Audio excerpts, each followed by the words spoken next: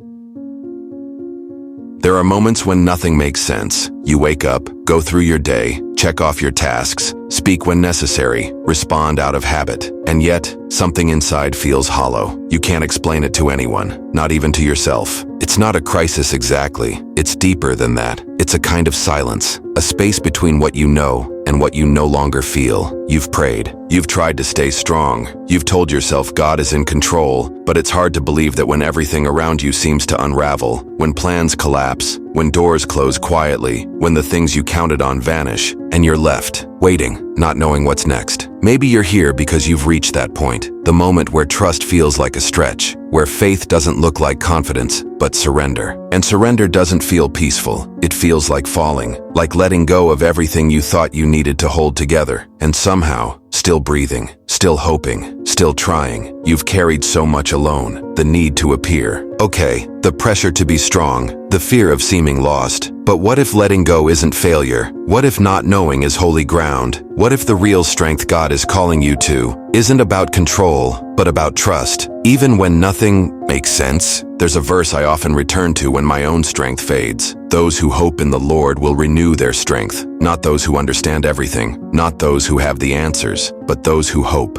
those who choose to stay, even in the fog, those who believe even when they can't explain why. That's where strength is born, because faith isn't pretending everything's fine. It's standing in the middle of the unknown and whispering, I trust you. It's choosing to believe in a God who sees the whole picture when you're staring at just one broken piece. It's saying yes, not to certainty, but to presence, not to escape, but to endurance, not to control, but to surrender, and still calling it faith. You're not alone in this. Even Jesus, the Son of God, faced the wilderness, faced silence, faced temptation, and weakness, and hunger. And in that moment of total vulnerability, he didn't rely on his power. He relied on the word. It is written, he said, and he trusted. This isn't just your story. It's the story of every soul that has dared to walk by faith and not by sight. It's the path of David before the crown, of Joseph in the pit, of Mary with unanswered questions, of Jesus in the garden. You're not failing. You're in sacred ground. So today, don't fight to understand everything. Just allow yourself to be here, to listen, to breathe, to be present in this space, fully, gently, honestly, because what God builds in you during this confusion may become the very strength someone else will one day lean on. And it always begins here, in the silence, in the not knowing. Now, let's walk deeper, because in the next part of this message, I want to show you something,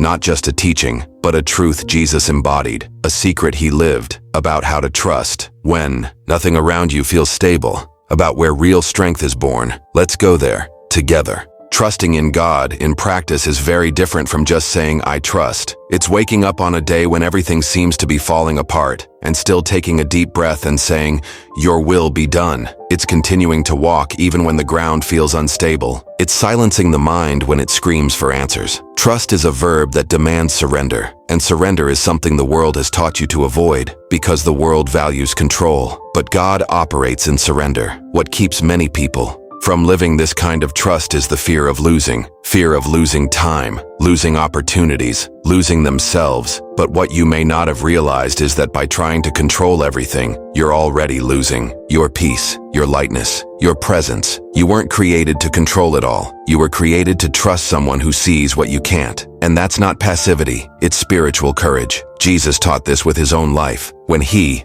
was in the wilderness, weak and alone, he didn't rely on strength. He relied on the word. Matthew 4:4. Man shall not live on bread alone, but on every word that comes from the mouth of God. He could have given in to hunger, to doubt, to shortcuts, but he chose to trust. He knew the pain of that moment wasn't the end. It was a process. You've walked through your own deserts, situations that felt dry, heavy, without answers. Maybe you're in one right now, and it's exactly there that trust is tested. Not on good days do you learn to trust. It's in the silence, in the delay, in the darkness. It's when certainty slips through your fingers, and the only place left to look is up. Proverbs 3:5-6 tells us, trust in the Lord with all your heart and lean not on your own understanding. That's trust. Letting go of understanding. Stopping the dependence on what you can calculate, predict, or explain. It's walking with a peace that doesn't make logical sense, but that fills you from within. It's moving by faith, not by sight. And that requires spiritual maturity. Maybe you've been waiting for a clear sign, an exact answer. But God's invitation isn't understand everything. It's trust me. You can feel afraid and still trust. You cannot know what's coming and still rest. Trust doesn't eliminate the pain, but it transforms how you go through it. It sustains you. Isaiah 40:31 says, "But those who hope in the Lord will renew their strength." It's in that waiting that the miracle of transformation happens. You're no longer dragged by the winds of anxiety. You start to fly with wings of peace, and even without understanding everything, you feel, God is with me. He's still in control, and I don't need to fight time anymore. Life with God isn't a magic formula, but a sacred journey, and trusting is one of the deepest steps in that journey. A step that asks you for less effort and more surrender, less logic and more listening, less urgency and more presence. You're not going to understand everything right now, but you can still walk in peace because He's already taking care of what you can't yet see. Deep down, you feel it. There's something in you that recognizes God's voice, even in the chaos,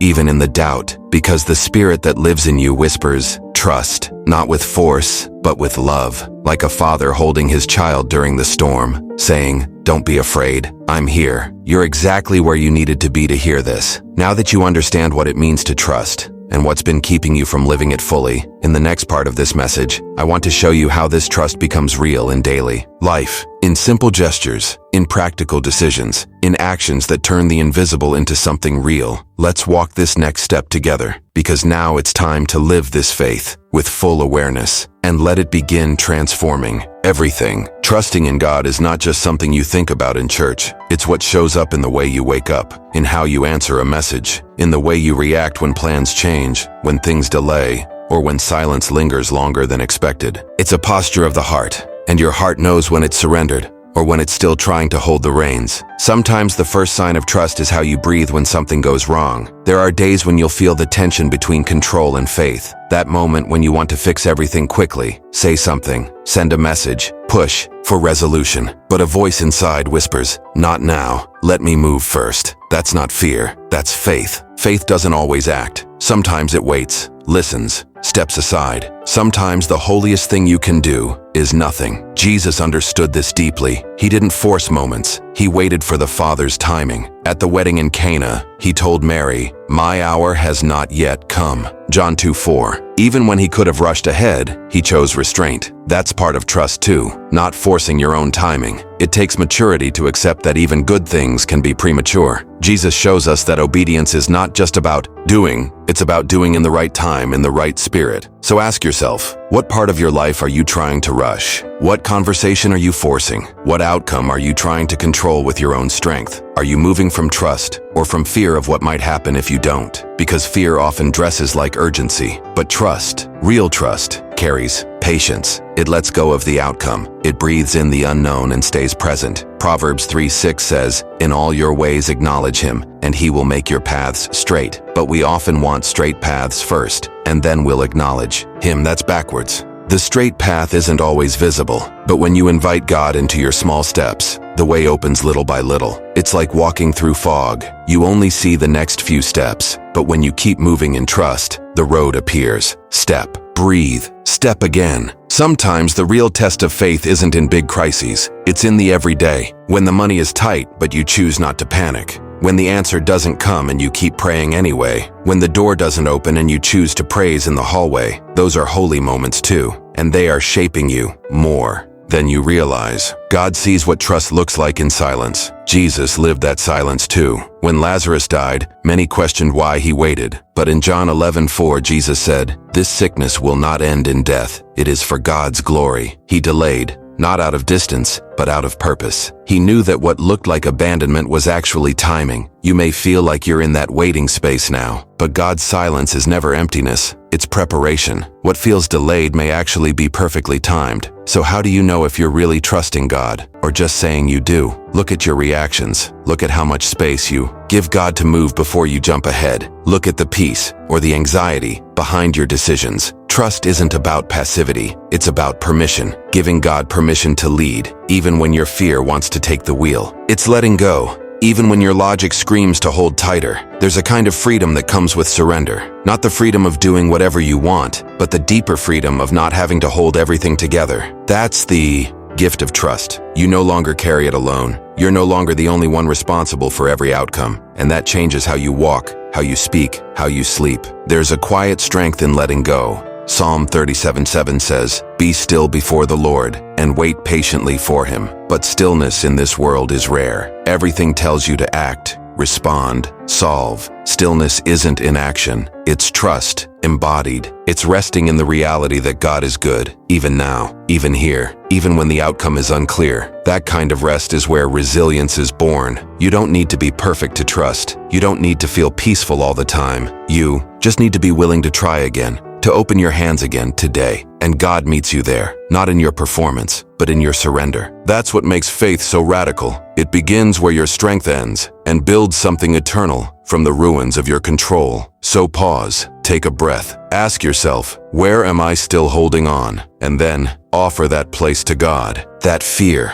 that plan, that outcome. You don't have to carry it anymore. Let him take it from here. And in the next part of this message, we'll walk into how to live this trust, not just in thought, but in action. How to embody surrender with intention. How to build habits that reflect a heart anchored in Christ. We're going there together, slowly, gently, deeply. Let me offer you 3 simple steps to live this trust in real life. They're not formulas, but invitations. Small doors you can open each day, even in silence. Because trusting God is not a grand gesture. It's a quiet rhythm, a way of walking. And the first step is noticing where your heart still resists. Trust begins with awareness. Step 1. Name what you're holding. Don't rush past it. What outcome are you afraid of losing? What story have you been trying to control? Bring it into the light, gently, honestly. Write it down, whisper it in. Prayer, not to fix it, but to let it breathe in God's presence. Healing begins when truth is no longer hidden. Step 2. Pause before you act. Next time the impulse comes,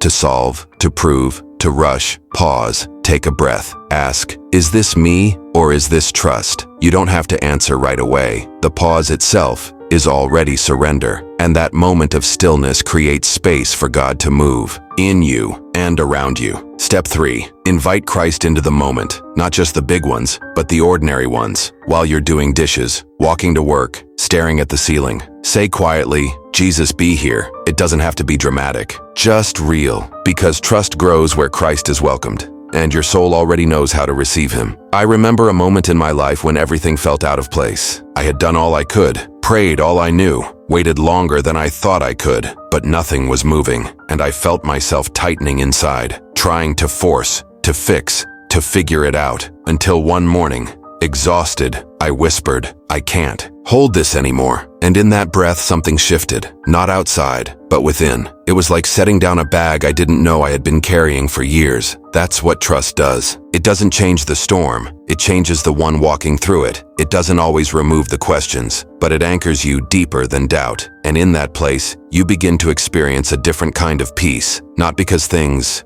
are easy, but because you're no longer walking alone. You feel held, even without answers. You feel seen, even without solutions. You feel home, even in the unknown. You're not weak for needing to surrender. You're not behind for feeling unsure. You're not failing for not having it all together. You're human, loved, carried, and God is far more interested in your heart than in your performance. He is not measuring your strength by how much you hold up. He is inviting you to rest in His. That is what grace looks like, even here. So, now as this video comes to an end, I want to leave you not with a conclusion, but with a continuation. Because this is not about reaching a final answer. It's about starting a deeper walk. Let trust become a posture. Let surrender become your strength. Let faith become the language between your breath and His Spirit. And let Christ, always, remain at the center of everything. If this message spoke to something inside you, I invite you to stay close. Subscribe to the channel, not just to follow, but to walk together. We're building a space of faith, of presence, of truth. And it would be an honor to have you with us, step by step, day by day, with Christ at the center. This is just the beginning, and you are already further along than you think. God has not left you. He's just been waiting for you to loosen your grip so He can take your hand. So trust Him, even now, especially now, because He is still writing your story, and His stories always end in grace. May God bless you deeply, and may you walk forward, awake, with Christ at the center.